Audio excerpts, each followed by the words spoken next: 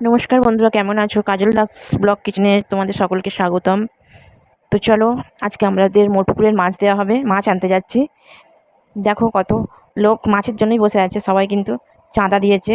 বছরে আমাদের চাঁদা দিতে হয় 1000 টাকা, তার জন্য দুটো পুজোও হয়, চণ্ডী পুজো এবং দুর্গা পুজো। আবার তার পরিবর্তে বছরে দুবার মাছও দেওয়া হয়, পৌষ মাসের পরবে আর আমাদের নবমীর দিন। পুকুরে কিন্তু জাল টানা হচ্ছে, মাছ ধরা হচ্ছে, ধরাও হয়ে গেছে মাছ, ঢালা হচ্ছে মাছ এনে, মাছ ঢালা হচ্ছে এখানে। সবাই দাঁড়িয়ে আছে, কিন্তু বাচ্চাগুলোর খুব আনন্দ হচ্ছে। বড় বড় মাছ নড়ছে, ধরছে আর ছাড়ছে।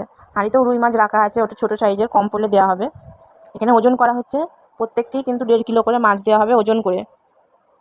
ওজন করা হচ্ছে আর বলা হচ্ছে যাদের চাঁদা বাকি আছে অবশ্যই চাঁদাটা দিয়ে যাবে। মাছ মাপা হচ্ছে আর বলে দেওয়া হচ্ছে।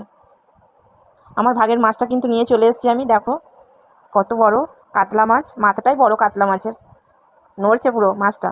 আর ন্যাজার দিকে এক ফালি রুই মাছ পেয়েছি, তো আমি বেছে ধুয়ে পরিষ্কার করে নিয়েছি। ভেজে নিলাম মাছটা, একটু সর্ষে আদা রসুন বাটা দিয়ে হালকা করে ঝাল করবো, ওপরে ধনেপাতা ছড়িয়ে দিলাম। রেডি কিন্তু আমার মাছের ঝাল বন্ধুরা, এবার খাওয়া দাওয়ার পর্ব। ধন্যবাদ।